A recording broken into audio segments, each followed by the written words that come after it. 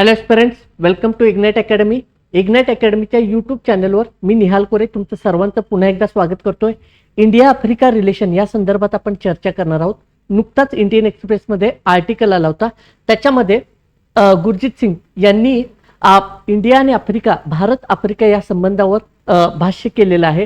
त्यांचं असं म्हणणं आहे की ते फक्त शिखर परिषदांपुरतं, चर्चांपुरतं मर्यादित न राहता भारताचा आणि आफ्रिकेचा जे काही संबंध आहे ते सातत्यपूर्ण, संस्थात्मक आणि धोरणात्मक राहावं, स्ट्रॅटेजिक रिलेशनवर ते भर देतात.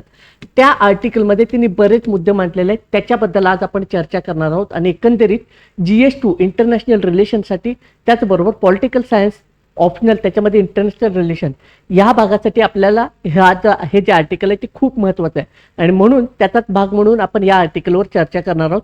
अशी जी सिरीज आहे, न्यूजपेपरमध्ये महत्त्वाचे जे आर्टिकल्स येतात, जे काही कॉलम्स येतात, त्याच्यावर आपण एक सिरीज सुरू करत आहोत. आणि त्याचाच भाग म्हणून आपण या आर्टिकलवर चर्चा करणार आहोत. दिस इज अबाउट मी निहाल कोरे, 2022च्या बॅचचा UPSC टॉपर आहे. महत्त्वाचं तुम्हाला सांगण्याचं म्हणजे मी मराठी माध्यमातून परीक्षा दिली होती return. Competitive exam mindset coach म्हणून मी सध्या काम करत आहे.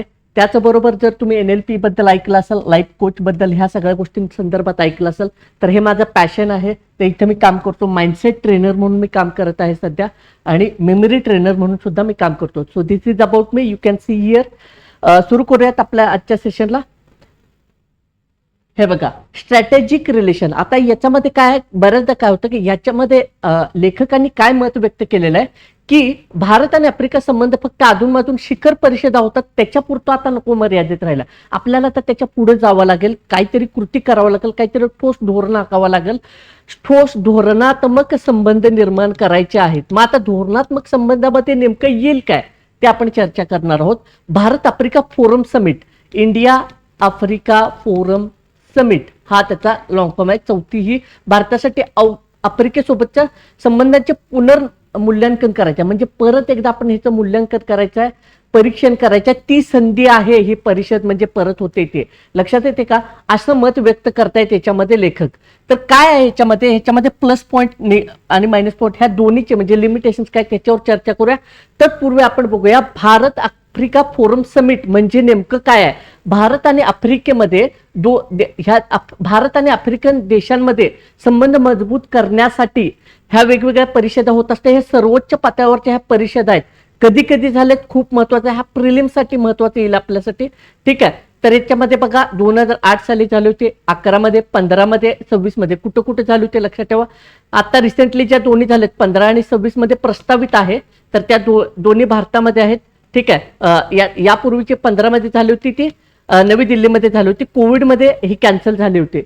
तर अशा पद्धतीचा आहे हा, प्रिलिमसाठी महत्वाचा आहे. आता याच्यातून तुम्ही काय मीन्सला तुम्ही खूप चांगला डेटा काढू शकता आणि समजून घ्यायचं एखाद्या देशात संदर्भात. आपले आता GS2 ची सिलेबस डिकोडिंग सिरीज पण सुरू आहे बघा, तिथे मी तुम्हाला सांगत आहे. तर त्या बायलॅटरल रिलेशन आपल्याला कशा पद्धतीनं बिल्डअप करायचे, काय बघायचे त्याच्यामध्ये लक्षात येते का. दोन देशांमधील किंवा दोन रिजनल ह्याच्यामध्ये असेल, इंडिया आणि रिजनल काही संघटना असतील, तर त्याच्यामध्ये संबंध इस्टॅब्लिश करायचे. धोरणात्मक असलं पाहिजे, म्हणजे नेमकं काय असलं पाहिजे ते आपण ह्याच्यामध्ये बघूयात. ठीक आहे. तर बघूयात मुख्य मुद्दे काय आहेत बघा. इंडिया आफ्रिका फोरम समिट, त्याचे मुख्य महत्व काय आहे बघा.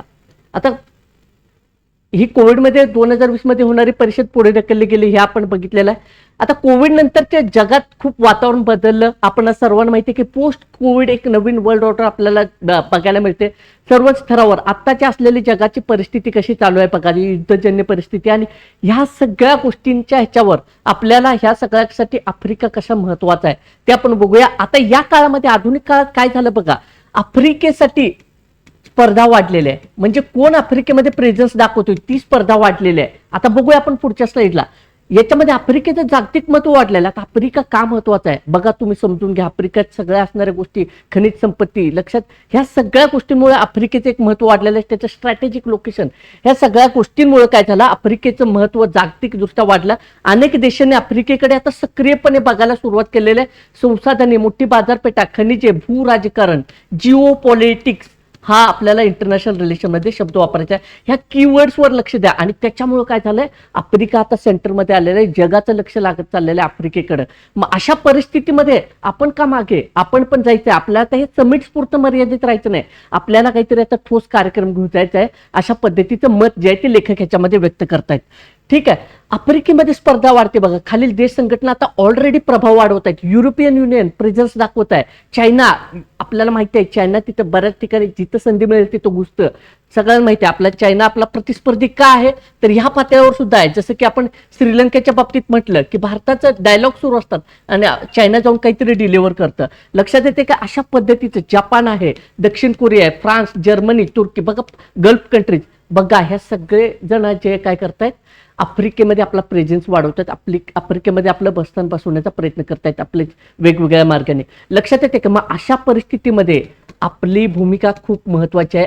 लक्षात येते का? आणि आपल्याला वगळून, भारताला वगळून जगाचं राजकारण चालणारच नाहीये. मग अशा परिस्थितीमध्ये आफ्रिकेमध्ये आपण कशा पद्धतीने इस्टॅब्लिश होऊ, हे जे आहे ते लेखकांनी बरेच त्याच्यामध्ये उपाय सुचवलेले आहे. त्याच्यावर आपण चर्चा करत आहोत. चीन विरुद्ध भारत. आता काय आहे,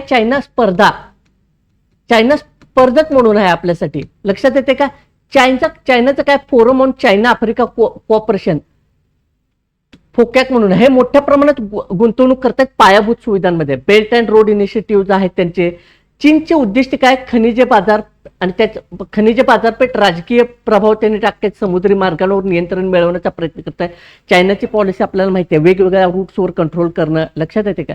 आणि तिथे एखाद्या जे काय असेल लँड असेल आणि तिथे प्रोजेक्ट करून तिथे डॉमिनन्स क्रिएट करणं, हे चायनाचा नेहमी प्रयत्न असतो. आपण श्रीलंकेच्या संदर्भात आपण बघितलेला आहे. तो पण आपण मुद्दा डिस्कस करू नेक्स्ट. ही सिरीजच आपण सुरू करू, आपण डिस्कस करू. मी काल तुम्हाला सांगितलेलं आहे की आपण IR ची प्रॉपर सिरीज घेणार आहोत, फ्रॉम बेसिक्स टू ॲडव्हान्स. लक्षात येते का? ते सिरीज केल्यानंतर तुम्हाला कुठलंही बाकीचं मटेरियल रेफर करायची गरज नाही, तुम्ही फक्त करंटला अपडेटेड राहा, इतकंच. भारताची स्थिती काय आता? चायना असाय तर भारताची काय? भारताकडे ऐतिहासिक आहे का? लक्षात येते का? हिस्टॉरिकल टाईज, लक्षात ठेवा, आपण इतिहासापासून एकत्र आहोत. हिस्टॉरिकल टाईज काय? वसाहतवाद विरोधी सहकारी विकास. आपण आफ्रिकन कंट्रीज आणि भारत दोघांनाही वसाहतवाद विरोधी काम म्हणजे भूमिका ठेवलेली आहे. त्याचबरोबर काय, विस्तारवादाच्या विरोधात भूमिका ठेवलेली आहे. लक्षात येते काय? आणि भागीदारी काय, मानव केंद्रित आहे. आता हा कीवर्ड तुम्ही लक्षात ठेवा, मानव केंद्रित भागीदारी. लक्षात येते का? मानव केंद्रित भागीदारी लक्षात ठेवा. गांधींचं वास्तव आणि ह्या सगळ्या गोष्टी कळते का? तर ह्याच्यामुळे काय, दृष्टिकोन कसा आहे बघा, धोरण सातत्याचा अभाव. आता काय आहे अडचण, नेमकी काय आहे बघा. ह्या सगळ्या गोष्टी झाल्या, पण धोरण सातत्य, कंटिन्युटीमध्ये थोडासा आपल्याला जो काय तो अभाव दिसून येते आणि त्याच्यामध्ये विलंब होतोय. शिखर परिषदांमध्ये मोठे अंतर आपल्याला दिसून येते. आता शिखर परिषदा आपण बघितलं काय, एक मिनिट, हे बघा, ह्याच्यामध्ये गॅप दिसतोय खूप ह्या चर्चांमधून. 8 नंतर 11, 11 नंतर 15, 15 तर लक्षात येते का? तर ह्या शिखर परिषदांमध्ये असणारा मोठा गॅप, आणि त्याच्यामध्ये काय होतं की संवादामध्ये मोठा गॅप असतो. आणि ज्यावेळी चर्चा सातत्यपूर्ण नसते तर त्यावेळी बऱ्याचदा काय होतं की तो जो काय ते कंटिन्युटीचा अभाव आपल्याला दिसून येतोय. मग हे कमी करायचंय आपल्याला. हे लेखक ह्याच्यावर प्रकाश टाकतायत की आपल्याला काय करायचंय, ह्या सगळ्या गोष्टी कमी करायच्या आहेत. तर हे मुद्दे चर्चा करण्याचं कारण काय, आता लेखकांनी का हे मत मांडलंय, तर हे आपल्याला बाजूला काढायचं आहे. हे लूपहोल्स आपल्याला बाजूला ठेवायचे आहेत आणि खऱ्या अर्थाने ते आपल्याला पुढे जाऊन काम करायचं आहे, अशा पद्धतीचं मत ते व्यक्त करतायत. पुढे बघूयात काय लेखातील मुख्य टीका काय बोलतात. Commitment versus delivery gap. म्हणजे आपण कमिटमेंट करतो, मग आता इंटरनॅशनल पॉलिटिक्समध्ये असं म्हटलं जातं की काय, India committed and China deliver, असं बऱ्याचदा म्हटलं जातं. समजून घ्या मुद्दा. म्हणजे आपण बऱ्याचदा चर्चा करत असतो आणि त्यावेळी काय करतं की चायना येतो आणि एखादा प्रोजेक्ट उभा करून जातो. मग इथं काय करावं लागेल, आपल्याला थोडंसं इथं पुढे यावं लागेल, अशा पद्धतीचं मत जे आहे ते लेखक व्यक्त करतात. भारत मोठा घोषणा करतो पण प्रत्यक्ष अंमलबजावणी कमी, असं लेखक म्हणतात. उदाहरण काय, अनेक विकास प्रकल्प जे आहेत त्या अपूर्ण आहेत. तिथं आर्थिक सहाय्याची धीमी गती आपल्याला दिसून येते, संस्थात्मक यंत्रणेचा अभाव आपल्याला दिसून येते. मग काय करावं लागेल, आता आपण काय करावं लागेल, तर उत्तर लिहिताना किंवा असं जर क्वेश्चन विचारला इंडिया आफ्रिका संदर्भात, तर ह्या गोष्टी आपल्याला कमी कराव्या लागतील. हे जर अडचणी असतील तर ह्या अडचणी आपल्याला काय करावं लागतील, ह्या अडचणीवरून मात करावं लागेल, याच्यावर आपल्याला सोल्युशन काढावं लागेल. समजून घ्या. लक्षात येते का?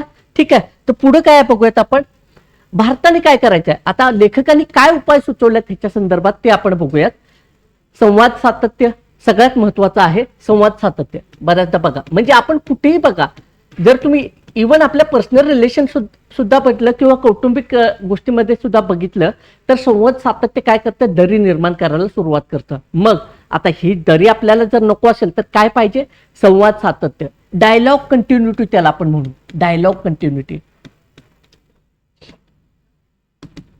ठीक आहे, तर ती आपल्याला आवश्यक आहे. आणि काय फक्त 5 वर्षांनी परिषदा घेऊन उपयोगाचं नाही, कृती आराखडा काय आहे त्याच्यावर आपल्याला चर्चा करावं लागेल. आवश्यक उपाय काय आहे, वार्षिक राजनैतिक संवाद असावा असं एक मत व्यक्त केलेलं आहे लेखकांनी. त्याचबरोबर आफ्रिकन युनियन अधिकाऱ्यांच्या नियमित भेटी, म्हणजे त्यांच्या भेटी वाढवून परत आणि आपल्याला काय कार्यक्रम आखता येईल का. मध्यमकालीन पुनरावलोकन म्हणजे काय, मिड सायकल रिव्ह्यू म्हणजे काय आहे, 2 भेटी दरम्यान काहीतरी रिव्ह्यू घ्यावा, म्हणजे काय आपलं कुठंपर्यंत आलेलं आहे काम किंवा ह्या सगळ्या गोष्टी त्याचा रिव्ह्यू घेण्यात यावा, असं जे आहे ते मत लेखक व्यक्त करतात या आर्टिकलमध्ये. तर हे जे पॉईंट्स आहेत, 3-4 पॉईंट्स आपण डिस्कस केले, तर लक्षात ठेवा की संवाद असावा, संवादातली दरी कमी करण्यात यावी, कमी करावी. त्याचबरोबर काय, नियमित भेटी बैठका. मग आता याच्यामध्ये काय, आफ्रिकन युनियन असा हा मुद्दा मांडा. त्याच्यानंतर काय, पुनरावलोकन हे असावं. ठीक आहे, तर ह्या मुद्दा तुम्ही जे काय ते त्याच्यावर तुम्ही हे कीवर्ड्स जे आहेत ते लिहून ठेवा.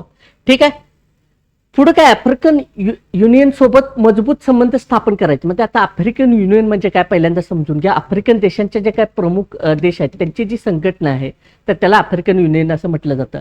मग भारताने काय, आफ्रिकन युनियनचे अध्यक्ष भारतात मध्ये इन्व्हाइट करावेत, नियमित भारत आणि आफ्रिकन युनियन यांच्या बैठका घ्याव्यात आणि संयुक्त कार्यक्रम राबवावेत. काय संयुक्त कार्यक्रम राबवता येतात बघा, मी तुम्हाला सांगितलं, आता ही टास्क मी तुम्हाला दिली, काय राबवता येतील सांगा मला.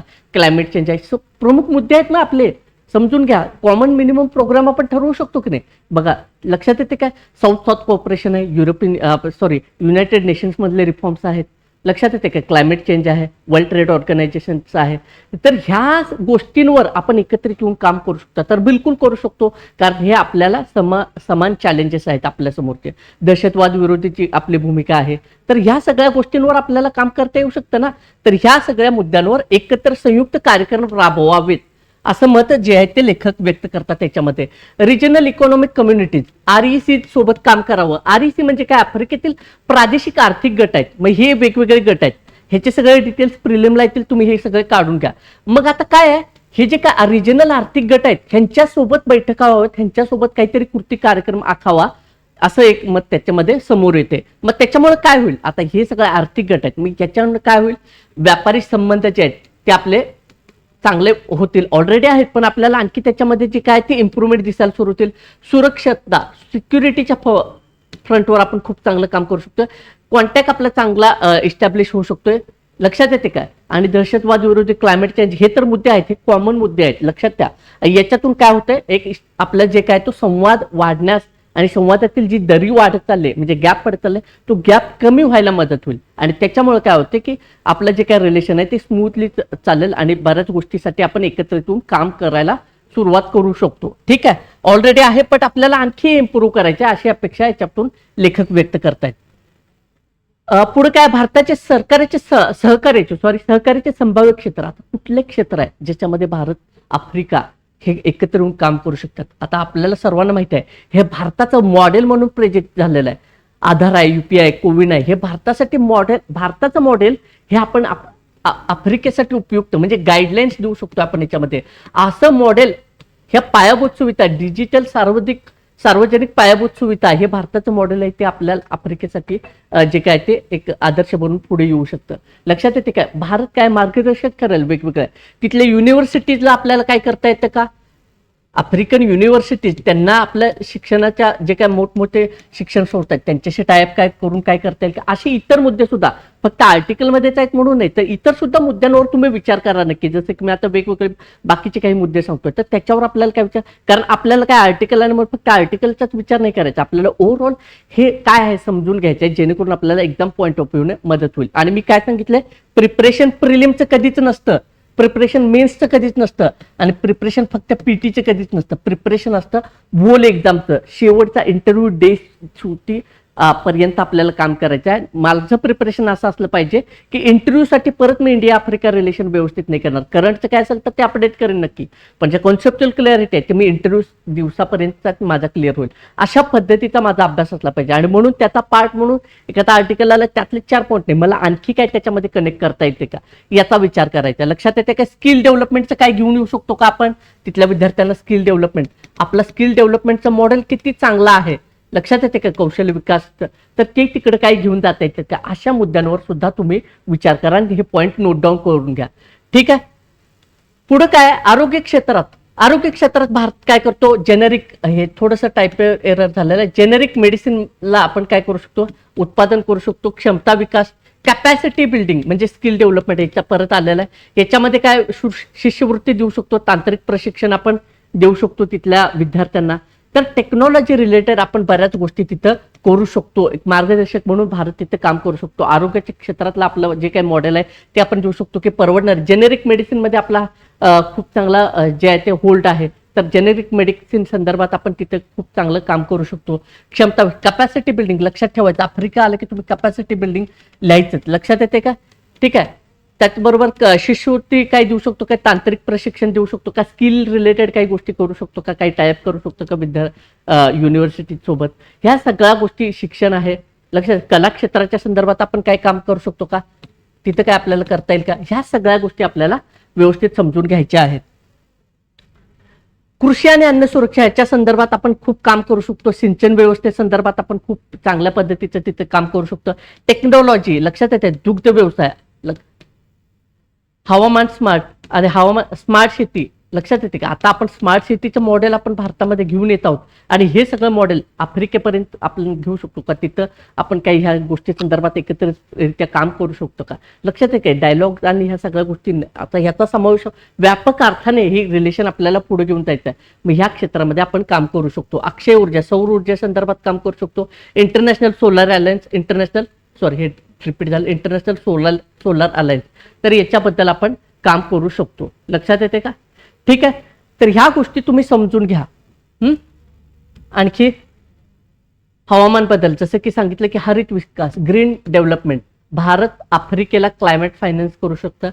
हरित तंत्रज्ञान याच्याबद्दलचं हे करू शकतं. शाश्वत विकास मध्ये मदत करू शकतो. हे मुद्दे आहेत.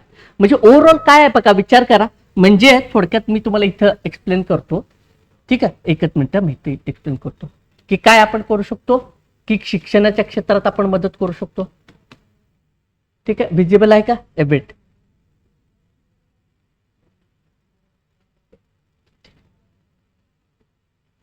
इथेच मी लिहितो साईडला. शिक्षण आहे. प्रमुख मुद्दे काय आहेत बघा, आपण काय स्कोप आहेत. तंत्रज्ञान तिथं आपण करू शकतो. कौशल्य विकास हा कार्यक्रम आपण तिथं हे करू शकतो. प्लस त्याला कॅपॅसिटी बिल्डिंग पण म्हणू शकतो आपण. लक्षात येते का. आरोग्य क्षेत्रात परत आपण बँकिंगचं काही देऊ शकतो का ते बघा. लक्षात येते. कला क्षेत्रामध्ये काय करू शकतो का, इंडियन लँग्वेजेस अँड ऑल, भारताची योगा आहे, ह्या सगळ्या गोष्टी तिथं आपण हे करू शकतो का. आणखी काय येते बघा, म्हणजे आणखी आता आपण मुद्दे सांगितलेले ते पण आहेत बघा. सौर ऊर्जा, कृषी आहे. ऊर्जा क्षेत्रात आपण खूप चांगल्या पद्धतीने काम करू शकतो. मिनरल्स डेव्हलपमेंट त्याच्यावर आपण काम करू शकतो. तर ह्या सगळे बरेच मुद्दे आहेत. आणखी लक्षात येते का, हे सगळे एका 1 पेजवर तुम्ही नोट्स काढून तयार ठेवा. लक्षात येते. माननीय पंतप्रधान मोदीजी काय म्हणतात, आफ्रिका धोरण जे 2018 मध्ये त्यांनी सांगितलं होतं, त्यांनी युगांडाच्या संसदेमध्ये बोलले होते काय भारताच्या आफ्रिका धोरणाचे 10 तत्व मांडले होते त्यांनी. ठीक आहे, 10 तत्व मांडले होते. त्याच्यामध्ये त्यांनी काय महत्वाचं एक तत्व मांडलेलं बघा, आफ्रिकेच्या प्राधान्यक्रमानुसार भारताचं सहकार्य असेल. म्हणजे आम्ही तुम्हाला सहकार्य करू, पण प्राधान्यक्रम आफ्रिकेचा असेल. आम्ही कुठल्याही प्रकारचं तुम्हाला डॉमिनेट करणार नाही. म्हणजे याचा अर्थ काय, भारत आपला अजेंडा लादणार नाही. लक्षात ठेवा, इथं तुमची डिप्लोमसी स्पष्ट होते की चायना काय करतं, अजेंडा लाभतो, छुपा अजेंडा राबवतो. बट काय आहे, भारत असा कुठलाही अजेंडा राबवणार नाही. ही स्पष्टता त्यांनी माननीय पंतप्रधानांनी दिली. आणि आफ्रिकांच्या गरजांनुसार, म्हणजे आफ्रिकेला काय पाहिजे त्यांच्या गरजानुसार भारत काम करेल तिथं. म्हणजे आमचा कुठलाही अजेंडा नसेल. म्हणजे आम्ही जे करू ते तुमच्या गरजानुसार असेल, तुमच्या प्राधान्यक्रमानुसार आम्ही जे काय असेल ते आम्ही काम करू, अशा पद्धतीचं मत मांडलं. आणि याच्यातून जे काय ते आपली व्यापक भूमिका स्पष्ट होते. लक्षात येते का. हेच विश्वबंधुत्व आहे, हेच विश्वगुरु असण्याचं हे जे काय ते आपलं काय वसुधैव कुटुंबकम, म्हणजे आम्ही जे देऊ ते खूप व्यापक, म्हणजे हे भारताचं हे आहे, म्हणजे हे इथिक्स एसे ह्या सगळ्या गोष्टी तुम्हाला लिहिता येईल. लक्षात येते का, कळतं का? तर अशा पद्धतीचं हे जे काय ते आपण समजून घेतलं. म्हणजे ओव्हरऑल काय आहे याच्यामध्ये, तर याच्यामध्ये हे समजून घ्या तुम्ही की काय आपण करू शकतोय, काय स्कोप आहे. म्हणजे अगदी सगळंच काय निगेटिव्ह काहीच नाही याच्यामध्ये. आपल्याला काय करावं लागेल आणखी पुढं, मग कशा जोमानं काम करावं लागेल ह्याच्या संदर्भातली ही चर्चा ह्या आर्टिकलच्या निमित्तानं, या आर्टिकलमध्ये तेच मुद्दे मांडलेले आहेत. भारतासाठी आफ्रिकेचं महत्व काय, ऑब्व्हियसली आर्थिक महत्व असणार आहे, बाजारपेठ आहे, नैसर्गिक संसाधने आणि ऊर्जा. लक्षात ठेवा, आता कधीही बघा ज्यावेळी तुम्ही बायलॅटरल रिलेशन येते ना, तर ऊर्जा हा खूप महत्वाचा मुद्दा असतो आणि दुसरा असतं मार्केट. तर हे मुद्दे तुम्ही कधीच विसरायचे नाही आहेत. लक्षात येते का, इंटरनॅशनल रिलेशन बायलॅटरल रिलेशन लिहिताना लक्षात येते का, नैसर्गिक साधन संपत्ती. ठीक आहे. सामरिक महत्व, स्ट्रॅटेजिक लोकेशन, ऑब्व्हियसली हा एक मुद्दा खूप महत्वाचा आहे. हिंद महासागर, समुद्री सुरक्षा आणि दहशतवाद विरोधी सहकार्य याच्या संदर्भात आपण आफ्रिकेशी सहकार्य करू शकतो. दोघं पार्टनर होऊन ह्याच्यात भागीदार होऊन खूप चांगल्या पद्धतीने काम करतो. कारण सामरिक महत्व खूप आहे ना, लक्षात येतं, हिंदी महासागर आणि समुद्री सुरक्षेसाठी आपल्याला ते खूप गरजेचं ठरेल. जागतिक राजकारण, आता याच्यामध्ये काय ग्लोबल फ्रंटवर आपण कशा पद्धतीनं महत्वाचं आहे आफ्रिका सोबतचं UN सुधारणा, त्याच्यासोबत भारत नेहमी राहिलेला आहे ह्या नवराष्ट्र. म्हणजे आपण ह्याच्यासाठी आपलं जे काय आहे ते नॉन अलाइनमेंट मुवमेंट तिथपासून जे आहे ते आपलं जे काय आहे ते जे काय सपोर्ट आहे तो त्या देशांना राहिलेला आहे. UN सुधारणा, ग्लोबल साऊथमध्ये आफ्रिकेचा पाठिंबा महत्वाचा आहे आपल्यासाठी ऑब्व्हियसली आहे, आणि आपण नेहमीच अशा देशांसोबत उभं राहिलेलो आहे भारत सुरुवातीपासूनच्या काळातच. तर आपली ही भूमिका आहे. तर जागतिक राजकारणामध्ये वर्ल्ड ट्रेड ऑर्गनायझेशन आणि ह्या सगळ्या गोष्टीमध्ये जे आहेत ते जे आहे ते आफ्रिका आपल्यासाठी खूप महत्वाचा असणार आहे. लक्षात आलं, हे मुद्दे समजले का? हे लक्षात ठेवायचे, फक्त हे प्रॉपर तुम्हाला मांडता यायला पाहिजे इंटरनॅशनल रिलेशनशिपमध्ये. ठीक आहे. IR ची सिरीज आपण सुरू करून येतो आणि त्याच्यासोबत असे जे आर्टिकल आहेत ना वेगवेगळ्या विषयांचे, तर ते आपण त्याची एक सिरीज घेऊन आलेलो. उद्या आपला एक कदाचित नॉर्डिक कंट्रीज किंवा आणखी एखादा मुद्दा त्याच्यावर आपण चर्चा करणार आहोत. ठीक आहे. अडथळे काय आहेत बघा, आता चॅलेंजेस काय आहेत, आव्हानं समजून घेऊया. बघा, प्रकल्प विलंब होणं हा एक आव्हान आहे. चीनची स्पर्धा, चायना हे आपलं मोठं आव्हान आहे. मोठी गुंतवणूक असते चायनाची आणि घोषणेची. आपलं काय होतं की अंमलबजावणीला थोडासा डिले होतो. ठीक आहे. संस्थात्मक कमतरता, सातत्यपूर्ण संवादाचा अभाव, हे आपण ऑलरेडी चर्चा केलेलं आहे. सातत्य नाही आहे संवादामध्ये. व्यापार जो आहे तो कमी आहे. क्षमता असूनही आपला जो काय व्यापार तो आपल्याला मर्यादित दिसून येतो. लक्षात येते का? ही एक स्लाइड खूप महत्वाची आहे तुमच्यासाठी, मीन्ससाठी. तर तुम्ही लक्षात ठेवा चॅलेंजेस. आता चॅलेंजेस आहेत, सोल्युशन पण आपल्याला याच्यातूनच काढायचे व्यवस्थित. ठीक आहे. आता भारताचे बलस्थान काय आहे, लोकशाही मूल्य, ऑब्व्हियसली लोकशाही मूल्य हे आपले सगळ्यात मोठे पॉवर आहे. वसाहतवाद विरोधी आपला इतिहास आहे दोघांचाही, हे आपलं भारतासाठीचं जे बलस्थान आहे. मानव केंद्रित विकास, जो विकास आहे तो मानवाला केंद्रित घेऊन आपण करत आलेलो आहे. लक्षात येते का? आणि ही आपली जमेची बाजू आहे. कमी हस्तक्षेपवादी धोरण म्हणजे काय, मी सांगितलं प्राईम मिनिस्टर सरांनी काय बोलले होते की आम्ही ज्या डिलिव्हर करू गोष्टी ते आफ्रिकेच्या प्राधान्यक्रमानुसार असाल, आमचं कुठलाही त्याच्यामध्ये अजेंडा नसेल. म्हणजे काय, आम्ही हस्तक्षेपवादी धोरण आमचं राबवत नाही. ठीक आहे. भारताची काय आहे याच्यामध्ये चॅलेंज, आर्थिक मर्यादा आणि प्रकल्पांची धीमी गती आणि धोरण सातत्याचा अभाव, हे आपण ऑलरेडी चर्चा केलेलं आहे. हे बलस्थान आणि हिचे कमतरता, याच्यामध्ये ही एक स्लाइड तुम्ही खूप महत्वाची आहे. ही तुम्ही पॉज करून व्यवस्थित बघून घ्या. थोडं टायपोग्राफिक एरर आहे, आय होप पुढच्या लेक्चरपासून क्लिअर करेल. बट मोर ऑन मी जे सांगतोय त्याच्याकडे लक्ष द्या, ज्या की तिकडे लक्षात येते ह्या पॉइंटकडे. ठीक आहे. वे फॉरवर्ड काय आहे, नियमित भारत आफ्रिका संवाद नियमित साधला पाहिजे. संवादातली जी दर्या आहे तो गॅप आहे तो आपल्याला कमी करायचा आहे. नियमित डायलॉग कसे करता येतील मेंटेन ते आपल्याला बघायचं आहे. आफ्रिकन युनियन आणि REC सोबत संस्थात्मक संबंध आपल्याला एस्टॅब्लिश करायचा, म्हणजे हे आर्थिक पातळीवर आणि व्यापारिक पातळीवर आहे. विकास प्रकल्पाची जलद अंमलबजावणी करायची आहे. एखादा प्रकल्प आहे त्याच्यावर आपल्याला जलद अंमलबजावणी करायची आहे. व्यापार आणि गुंतवणूक वाढवायची आपल्याला. ठीक आहे. गुंतवणूक जी आहे ती आपल्याला वाढवायची आहे. डिजिटल व हरित भागीदारी मजबूत करायची आहे. शिक्षण, आरोग्य, कौशल्य विकासावर आपल्याला भर द्यायचा आहे. हे जे आहेत ना, हा शेवटचा पॉईंट आहे, हा खूप महत्वाचा आहे. शिक्षण, आरोग्य, कौशल्य विकास, ठीक आहे, तंत्रज्ञान आणि कृषी ह्याच्यामध्ये ऍड करा. ठीक आहे. तर याच्यावर आपण भर देऊन जे आहे ते आपल्याला पुढे जाता येईल. खूप चांगल्या पद्धतीने आपण काम करू शकतो. आणि जे आपले जे रिलेशन आहे आफ्रिकेसोबत आपले चांगलेच आहेत. पण आणखी आपल्याला एका वेगळ्या लेवलवर ते घेऊन जाता येईल, जेणेकरून काय होतं की हे जे काय ते धोरणात्मक भागीदारी जी आहे ती आपली होईल. तर ह्या कीवर्ड लक्षात ठेवा. तर आय होप तुम्हाला नक्की लेक्चर आवडला असेल, ही सिरीज तुम्हाला नक्की आवडली असेल. तर निष्कर्ष काय आहे, भारत आणि आफ्रिका यांचे संबंध फक्त ऐतिहासिक भावनिक आहेत का, तेवढंच आहे का तर नाही. आजच्या बहुध्रुवीय मल्टीपोलर वर्ल्डमध्ये केवळ इतिहास पुरेसा नाही, भारत आणि आफ्रिकेसोबत संबंध सतत, सातत्य, परिणामकारक आणि संस्थात्मक आणि धोरणात्मक हा एक शब्द ऍड करा. धोरणात्मक बनवले तरच तो आफ्रिकेचा दीर्घकालीन रणनीतिक भागीदार ठरू शकतो. हे एक लिहायचं, हे कन्क्लुजनसाठी वगैरे महत्वाचं आहे. आणि ही जी परिषद आहे भारतासाठी घोषणांपासून कृतीकडे घेऊन जाण्याची मोठी ऑपॉर्च्युनिटी, मोठी संधी आहे बघा. ह्या परिषदेच्या निमित्ताने ही चर्चा घडली. कारण काय, फक्त आता इथून घोषणा नाही, आपल्याला एक नव्या वळणावर जायचं आहे. एक मोठी ऑपॉर्च्युनिटी आपल्याला ह्या परिषदेच्या माध्यमातून मिळते आणि ती आपल्याला जी काय ती जी संधी किंवा ऑपॉर्च्युनिटी ती आपल्याला घ्यावी लागेल, असं जे मत ते आहे ते लेखक व्यक्त करत आहात. ठीक आहे. तर आय होप तुम्हाला नक्की लेक्चर आवडला असेल. तर आपण इथंच थांबूयात. फक्त काय करा, इथं हे क्वेश्चन जे आहेत दिलेले आहेत ते हे 2 क्वेश्चन जे आहेत ते लिहिण्याचा प्रयत्न करा. मी आतापर्यंत जे बोललो ना, आता आपण असं करूयात. म्हणजे काय होतंय की 2027च्या विद्यार्थ्यांनी ह्या गोष्टींकडे विशेष लक्ष द्या. माझी कुठलीही सिरीज असेल तर तिथं मी काय करेन, तुम्हाला मेन्सचे क्वेश्चन देईन. जे आहेत ते क्वेश्चन लिहायचा प्रयत्न करायचा. आणि मी ऑलरेडी नंबर शेअर केलेला आहे, परत एकदा करतो. 88 327 138 हा माझा नंबर आहे. जे कोणी आन्सर लिहितील त्यांनी याच्यावर PDF फॉर्मॅटमध्ये पाठवा. त्याचं मी इव्हॅल्युएशन करेन आणि मॉडेल आन्सर, जे आन्सर लिहितील त्यांनाच मॉडेल आन्सर माझ्याकडून मिळेल. ठीक आहे. हे 2 क्वेश्चन आहेत. क्वेश्चन बघूयात. भारत आफ्रिका संबंधामध्ये ऐतिहासिक मैत्री. आता हे बघा, हा कीवर्ड आहे. हिस्टॉरिकल फ्रेंड्स आहोत आपण, असूनही संस्थात्मक सातत्याचा अभाव दिसून येतो. चर्चा करा. आता बघा कसं सातत्याचा अभाव आहे, बैठकांमध्ये अभाव आहे, लक्षात येते, प्रकल्प रखडलेले आहेत. ह्या गोष्टी तुम्हाला इथे सांगायच्या आहेत. मोरऑल आपण जे आता ओव्हरऑल जे बोललेलो आहे त्याच्यावर आपल्याला हे आन्सर लिहू शकतोय.